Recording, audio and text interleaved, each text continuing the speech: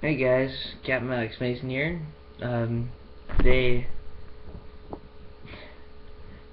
we're just gonna basically look at, or at least I am. I still can't get that fancy ass software to show you what I'm looking at. But apparently, according to Charlie Intel, we now have some Black Ops 3 information about an upcoming DLC that will be released in January this year. And by that I mean 2016. Now according to their site, there is no official release date. However, on the Call of Duty Wiki site, which, most of the time isn't really accurate, but we'll give it a shot.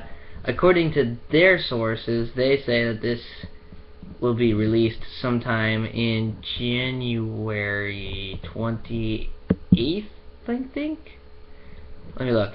No, 26, my bad. For the PS4, because the PS4 is getting them now.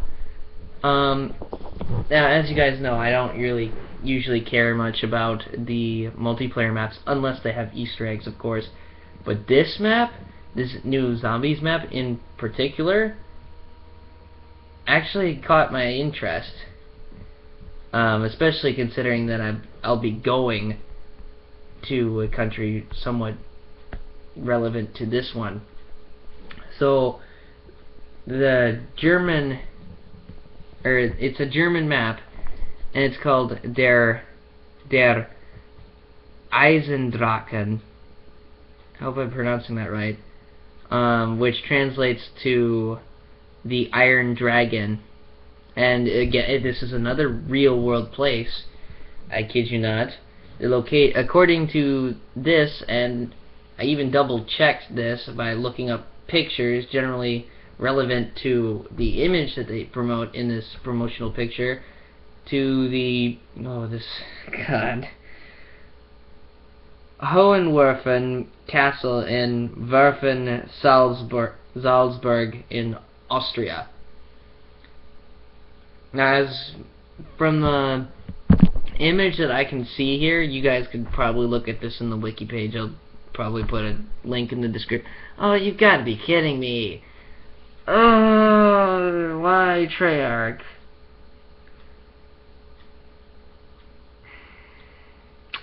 Great, more censorship, because that's what we need. I mean, you guys had balls before, and now all of a sudden you lost them. Okay, whatever. Well, it's supposed to take place sometime after World War II. Probably not, after, but because of the fact that there are, oh God, iron crosses on red banners instead of the actual swastika and the actual Nazi Germany flag. I know it's a bad symbol, but come on. You guys never had the problem with censorship before. Now all of a sudden you're too scared to use the actual symbol? I mean, come on. Well, while you're at it, you might as well just patch every single Call of Duty game you've ever created and just remove that altogether. Because, censorship. Because that's something we need. So, it's an actual place. I looked it up. It's got quite some historical background. It was the estimated time that the castle itself was built was around 1075 to 1078 AD. It is from the 11th century, and apparently it's got some historical value. Somewhere it's mentioned somewhere that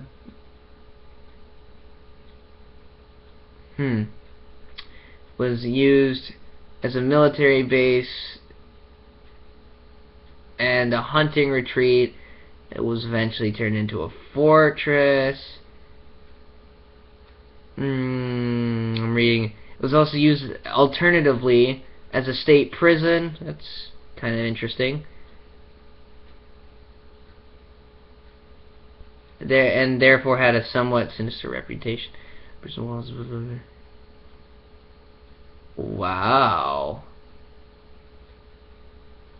Apparently, though, it was according to this site, it's known as an infamous and tragic area due to the inhumane conditions seen there through many of the prisoners when this was used as a prison. This building's kind of dark when you think about it. See what else? I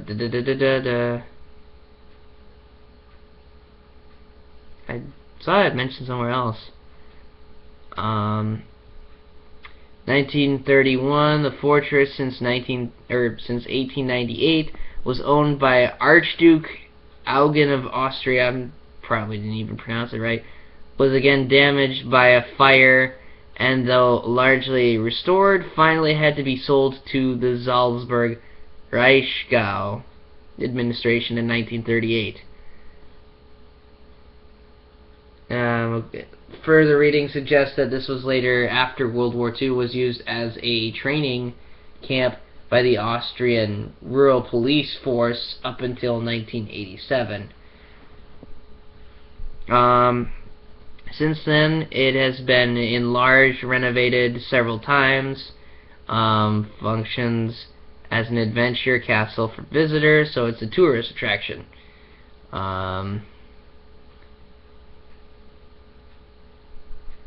Historical, what? Falconry. I wonder what that is. Oh, it's the hunting of wild, okay. That's kind of interesting. But, in the picture, you see 4 red flags, with the Iron Cross, because again, for some damn reason, Treyarch just can't grow balls and use the actual Nazi Germany flag. I mean, it's not like this is supposed to represent something from an actual historical time. Honestly, the more we censor things and the more we repress things, the more we tend to repeat these things. I mean, people, it's in the fine print. History is here for a reason. It's so that way you don't make the same mistake twice.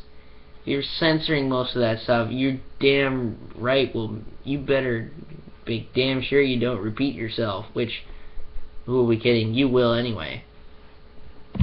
And then, another thing that gives away that, besides the obvious 4 flags, oh, I didn't notice that either. In the front we have a Flak 88 German anti-aircraft gun. It's the one closest to the, if you're looking at the picture, it'll be on your left, but in the video I'm pointing to my right. It'll be in front. Now, I also just caught this right now, but in the farthest background, farthest to the right, and in the distance, there looks to be what looks to be like a, I don't know what you call it, the scaffolding support for something you launch upwards. And again, because I do my homework, and not homework as in like actual schoolwork, but because I'm an enthusiast around these things, that in the background is a V2 German rocket, which was used to attack many civilian targets in Great Britain, mostly trying to hit London. They were to replace the V1 rocket, which, when you think about it, they're the first actual unmanned drone, to be honest. It's kind of scary. Not scary, but kind of impressive that the German ingenuity created the first remote-controlled device. Well, in this case, for military purposes. I don't know. But basically, this rocket replaced the V1 due to the fact that the V1 was highly inaccurate. But even it still was inaccurate, but it was a lot more feared compared to the V1, because the V1 most of the time missed. This one rarely missed, but there was still room for improvement. Another thing historically important about the V2 rocket was that the V2 rocket, due to its ingenuity, was the first ever thing that the human race ever launched into space. Now, I don't remember exactly which side. I'm actually going to look this up because I do remember the date, but I don't remember who launched it and why. But in 1949, we got the first ever picture of space, courtesy of a V2 rocket, because apparently it had the design, the way it was designed, it was able to make it completely out of Earth's atmosphere and managed to successfully take the first picture in space. Again, it's very historically, it's got a very historical background, and according to these sites, it was in service from 1944 to 1952. Again, seems pretty much accurate. Its users were Nazi Germany, of course, because they invented it, the United Kingdom, United States, and the Soviet Union after World War II was over.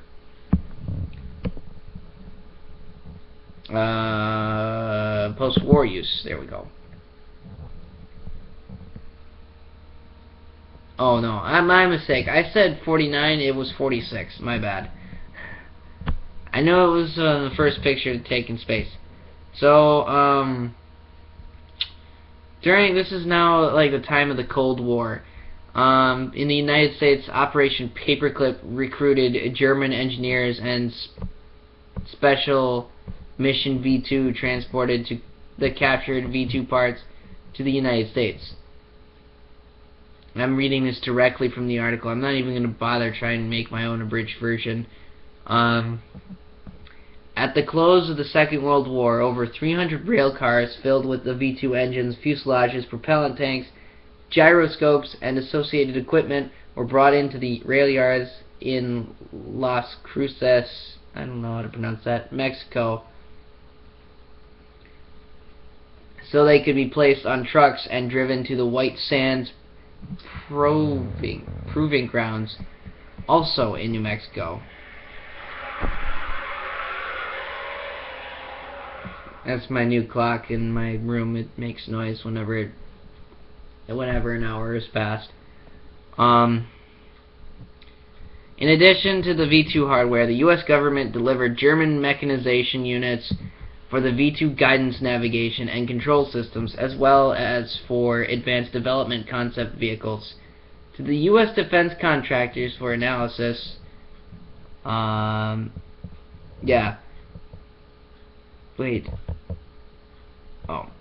the 1950s, some of these documents were useful to the U.S. contractors in developing direction cosine matrix transformations and other inertial navigation architecture concepts that were later applied to early U.S. programs such as the Atlas and Minuteman guidance systems, as well as the Navy subs inertial navigation system. So basically, without the V2 rocket, we wouldn't have our Minutemen or any of our ballistic missiles today. So because of German ingenuity, the United States finally managed to get ballistic weapons and ballistic missiles with the ability to be launched from submarines and also to carry out certain I can't say the word. Precision airstrikes. Okay.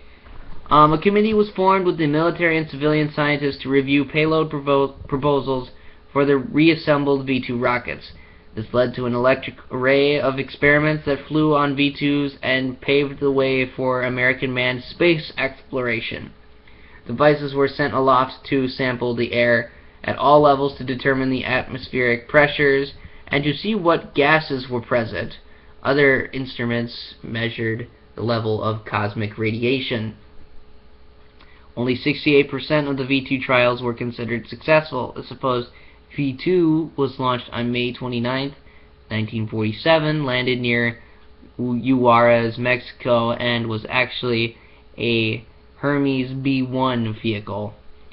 The U.S. Navy attempted to launch a German V-2 rocket at sea, one test launch from the aircraft carrier USS Midway, and was performed on September 6, 1947, as part of the Navy's Operation Sandy. The test launch was a partial success. The V-2 went off the pad but splashed down in the ocean only some 10 kilometers, which is 6 miles, from the carrier. The launch setup on the Midway's deck is notable that it used a fold-away arms to prevent the missile from falling over. The arms pulled away just after the engine ignited, releasing the missile. The setup may look similar to an R-7 launch procedure, but in the case of the R-7, the trusses, or I don't know how to pronounce that word, hold the full weight of the rocket rather than just reacting to side forces. Apparently the PGM-11 Redstone rocket is a direct descendant of the V-2. The Russians use this as well. I'm focusing mainly on the US and the Russians because of this. Oh, and the first photo of space was taken from a V-2 launched by the US scientists on October 24th, 1946. So now back to the USSR. But, okay, I can do this. The USSR also captured a number of V-2s and staff, letting them set up in Germany for a time. The first work contractors were signed in the middle of 1945. In 1946, as part of Operation Ozavakim, they were obliged to move to Kapustin Yar in the USSR, where, oh god, Umland Zwei Grutrup, I probably pronounced it wrong, but I tried, headed up a group of just under 250 engineers. The first Soviet missile was the R-1, a duplicate of the V-2. Most of the Russian team, or German team, was sent home after the project, but some remained to do research until as late as 1951. Unknown to the Germans, work immediately began on larger missiles, the R-2 and R-5, based on extension of the V-2 technology.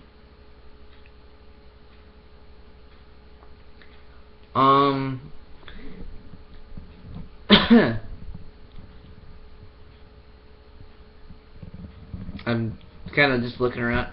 Ooh, I've seen those. Wow.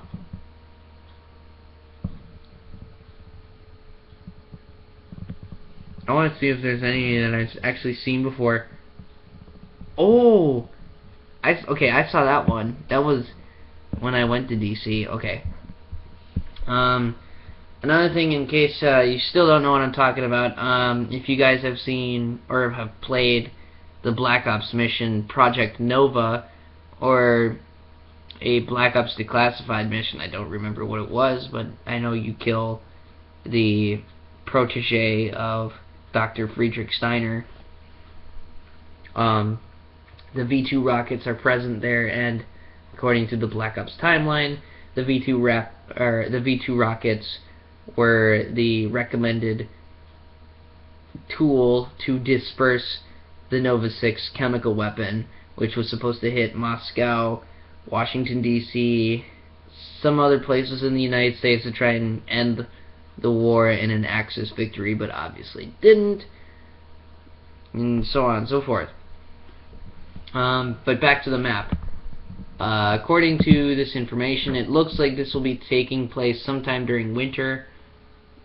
Maybe not necessarily October, but not jumping the gun here.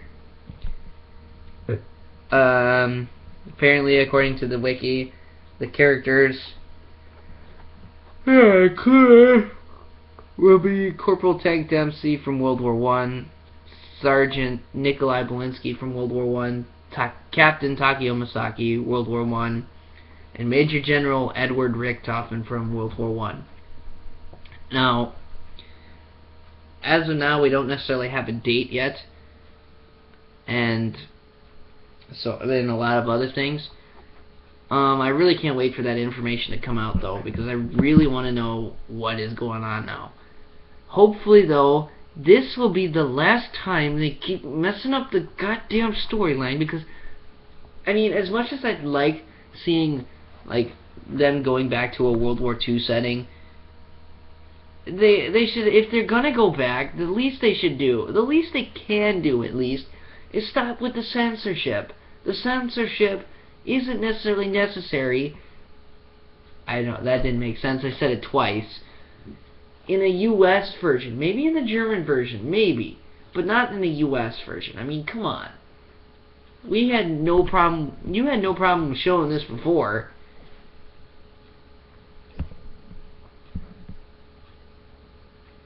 But, I still want to stick to my original theory that this takes place, that at least the original map, Der Reise, because that's how you actually pronounce it. I actually know that as a fact.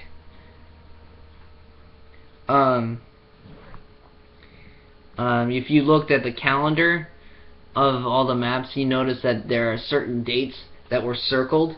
One of them just so happens to be October 10th. Or not October 10th, September 10th, my bad.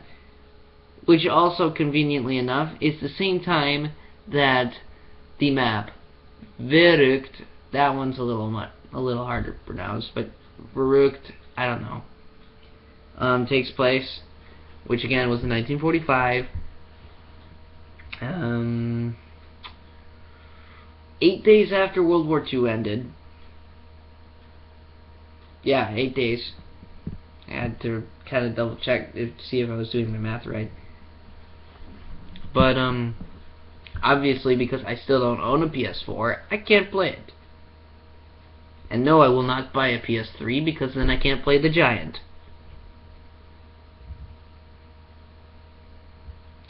So, with that said, I will end this video, and I will see you next time. Hopefully with an actual gameplay video. Depends. Well, good night, everybody.